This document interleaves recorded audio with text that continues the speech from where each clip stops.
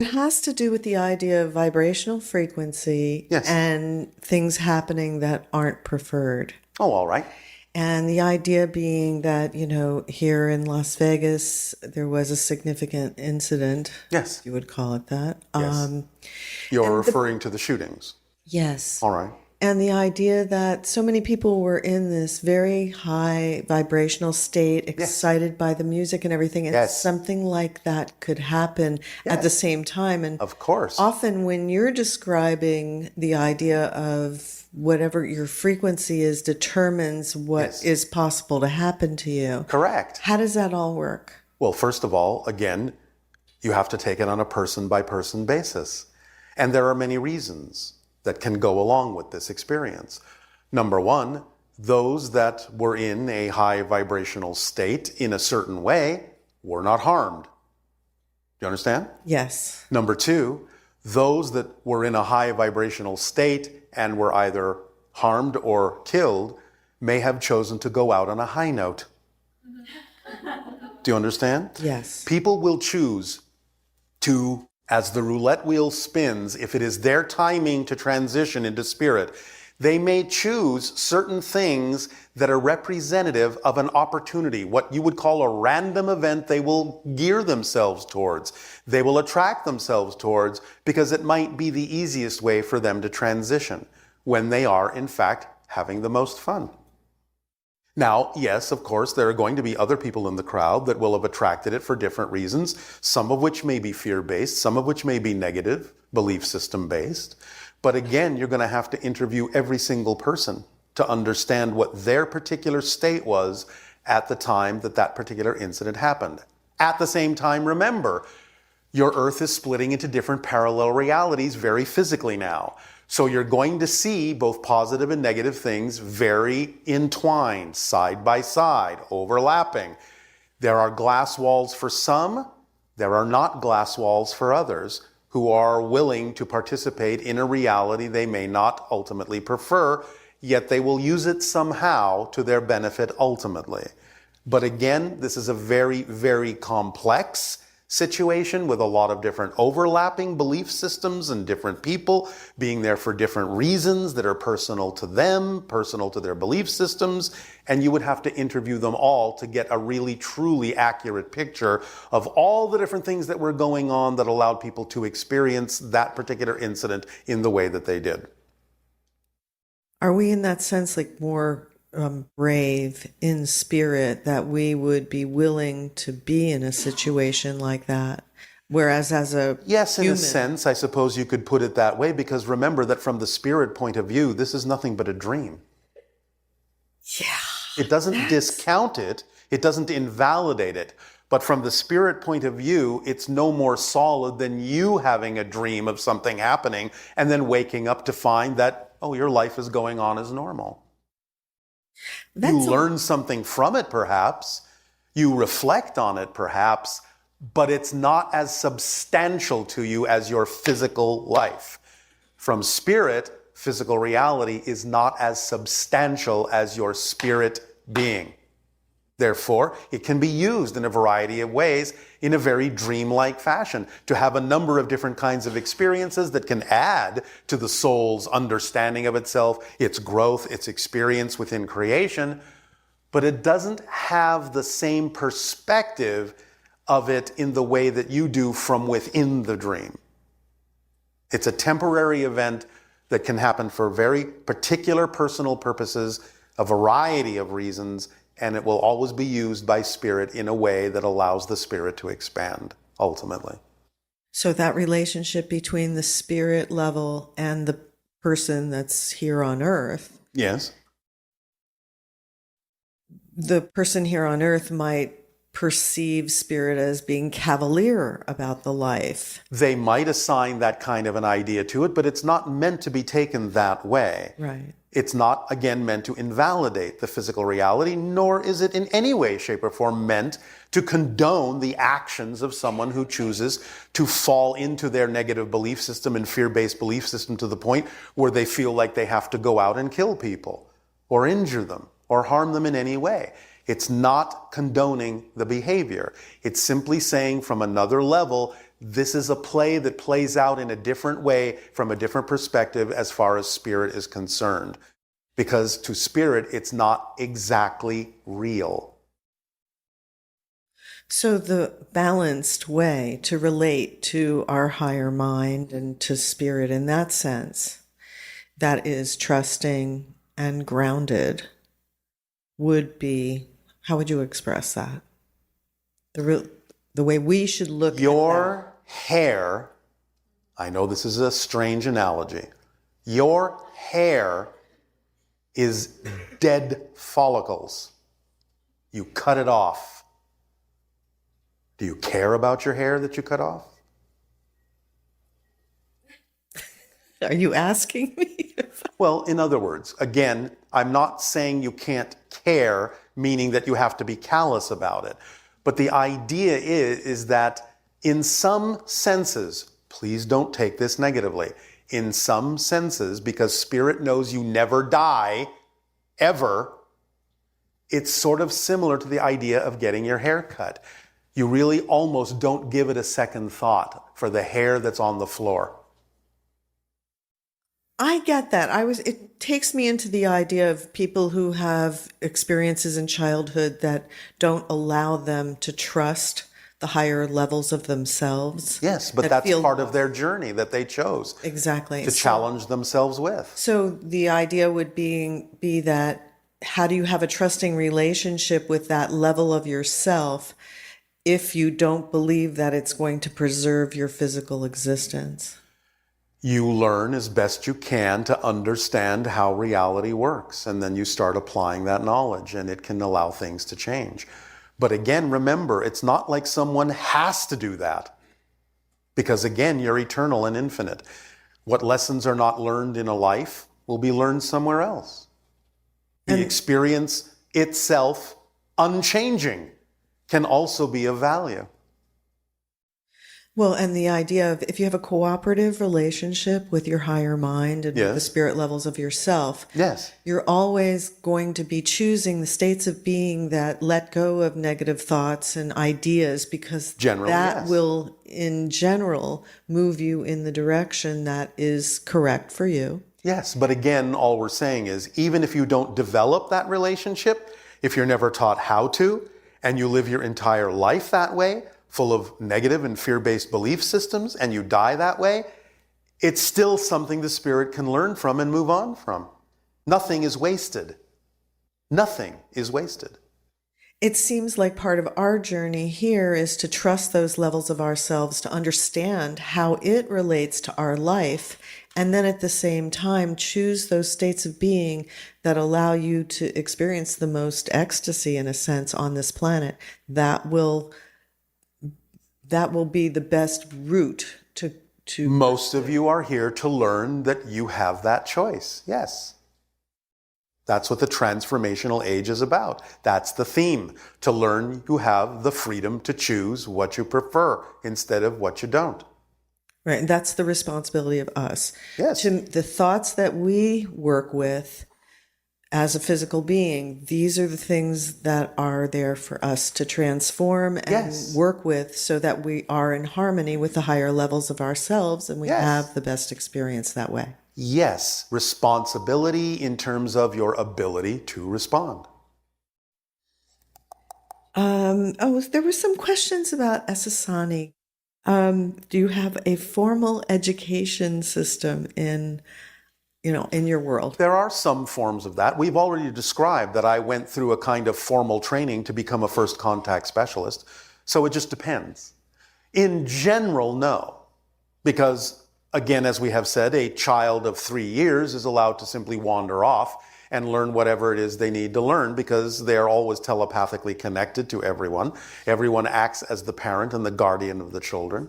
And therefore, they can generally learn what they need to learn. Now, what we have described to you sometimes as systems that might work on your own planet to some degree has relevance for our world and our society as well in terms of creating safe spaces so children can learn the consequences of their choices in a safe way, creating the idea of understanding self-empowerment, creating the idea of adapting lessons that are necessary to their excitement instead of the other way around.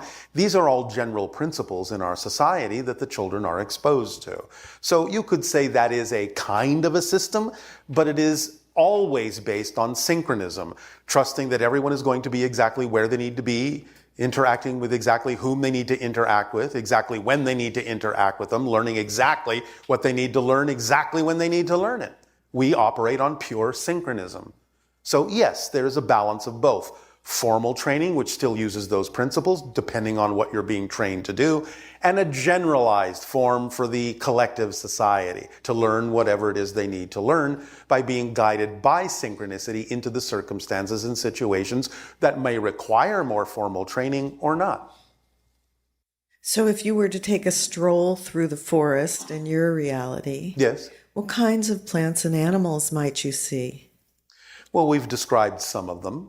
There is the vikwa, which is the idea, I suppose, in your understanding of something that would pass for a hairless white gibbon, but it's not. It is the precursor form of what we became. It is the template form that still lives in our forests of what we were crafted from as a physical society. So we get to interact with our precursor. Does that make sense to you? There are many different kinds of animals. We have described the Asiza in our oceans, kind of like a black and white striped whale that gives birth from the black parts of the stripes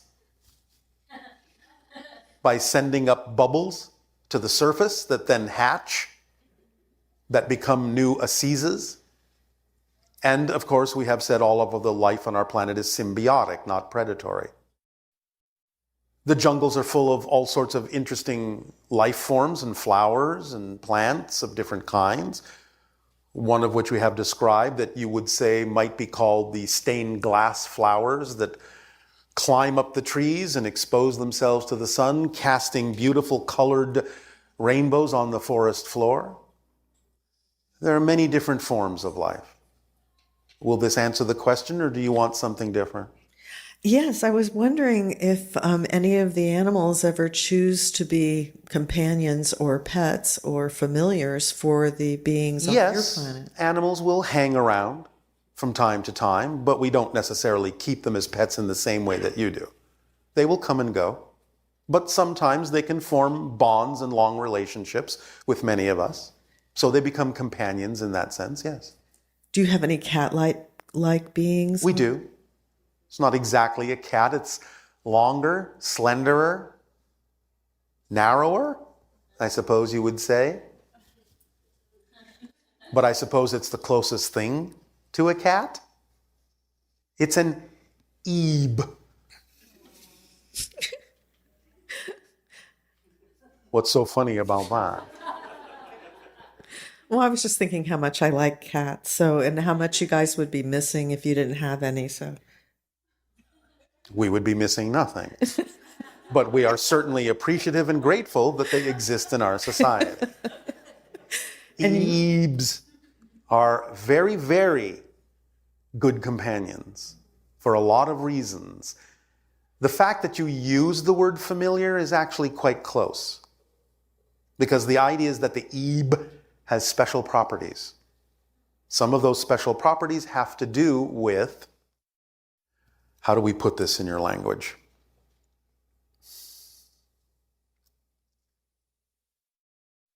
Imagine if you had a cat, just to use your analogy, that could walk up to you, gaze into your eyes, and suddenly allow you to see multiple parallel realities laid out like a deck of cards.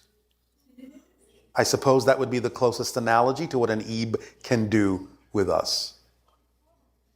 They are almost like physicalized forms of parallel probable reality choices that we get to meditate on, if you wish to use that word. When an ebe presents those parallel probabilities to you, We know that synchronicity is at a very high level and acting as a crossroads. So the Ebes are like crossroad animals for us, acting like road markers for when we are at a crossroads about to choose different parallel paths. They can help guide us by presenting those paths to us in a very realistic, three-dimensional way that we can then explore with them momentarily, actually walking down those paths, you would say virtually, as we allow ourselves to feel which one we align the most with. This is an extended form of synchronicity. When an Ebe shows up, you know you're at a crossroads, and it's a very exciting thing. Yes? Yes. When you were saying that, it kind of reminded me of the idea of gazing into certain crystal skulls, that Can be. the same kind of thing on our level can be presented to you. Yes. Is that correct? Sort of. Yes, it can. Now, we want to point out one more thing. Okay. Remember that our society is hybridized, our language is hybridized based on some Earth languages, other planetary languages. It's a cross combination of many different things. It's not an accident that an Ebe was named an Ebe, because backwards it is a bee, a busy bee in a lot of different ways that collects a type of pollen and presents it in its most delicious form as honey for your thoughts. So it's not an accident that the name is a backwards bee. It's really fascinating. I was just thinking how you also get to experience my cat Sedona Yes. as a kind of familiar for you. Yes. And by the way, Ebes also live in hives.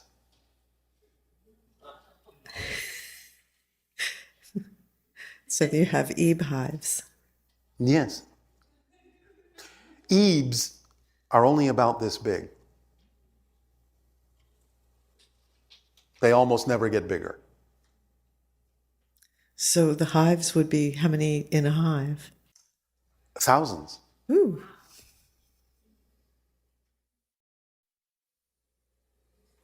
They are made of leaves. The hives. Not the Ebes. They gather leaves and use a kind of secretion from their mouths to paste them together into large, complex, twisting hives, whole communities. There can be entire sections of certain forests that are an Ebe community, an Ebe hive. Fascinating. Yes, it is.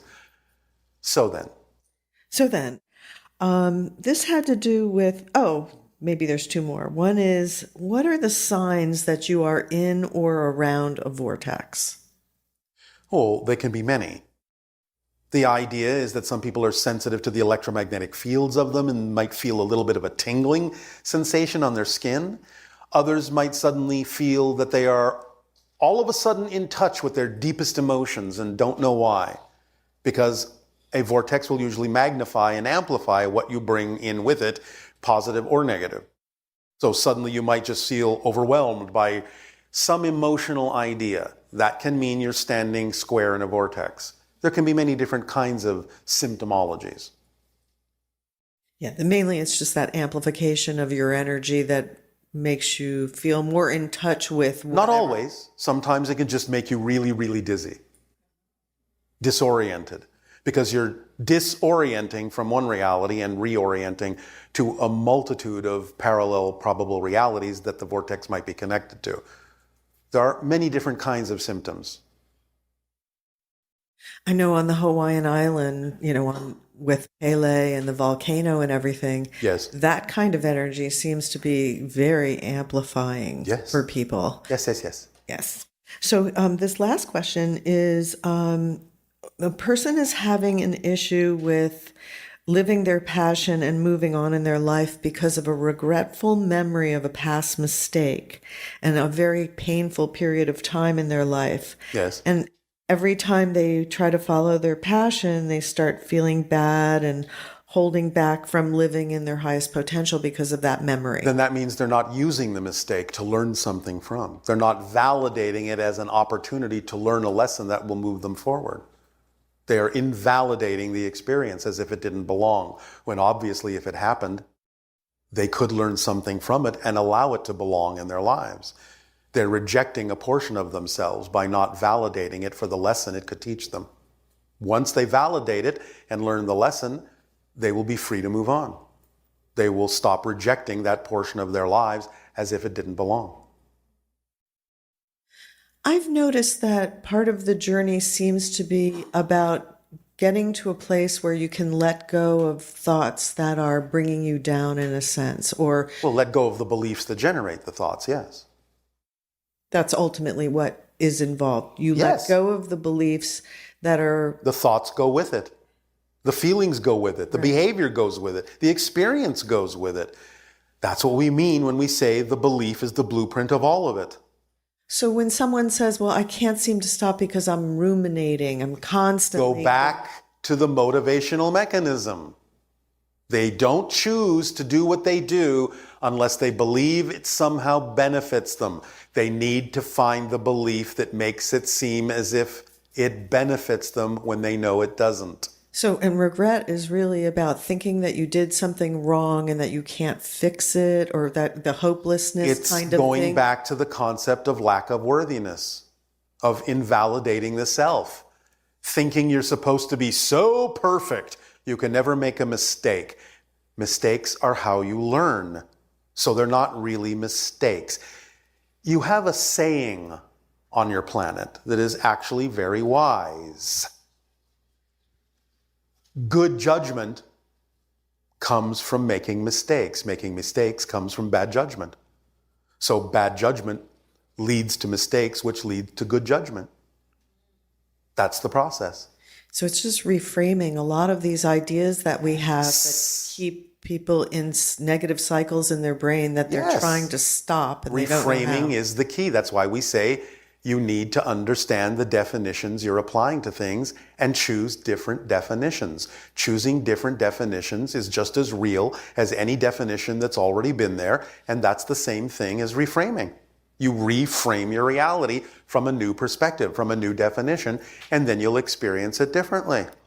You are free to do this. So I've noticed that there are individuals in their 20s, let's say, that they feel so strongly the things that happened to them in their childhood. I understand, but you have to understand and remember that many humans are coming from not having been given the tools to Right. understand what's happening to them when they go through those changes. Therefore, they have to attract in their lives the circumstances that will give them the tools, the understanding, so they can deal with those things in an easier way. Is it also the part of our growth process? I mean, in terms of aging, like when you're in your 20s, you're processing a lot of stuff from your childhood and your teens. And then when you're 30s, you start recognizing that, hey, I'm the only one that really, you're not trying to Yes. please Yes, so much. in general, but that's just what's become your human pattern. It's not inevitable. It's not a given that it has to happen that way. It's not human nature. It's human learning Okay. that creates that pattern. So we can accelerate this for younger Absolutely. people. by Do you not yourself already recognize that much younger people in this day and age seem extremely mature? They definitely seem like they can do things that we couldn't do. That's an indication that it can be accelerated regardless of the age. So that's actually lovely, because that means that all that we've gone through in prior generations has allowed each generation to accelerate in certain ways. And we're Yes. seeing the benefits of that in the That is the gift you give to future generations. They don't have to go through the same thing.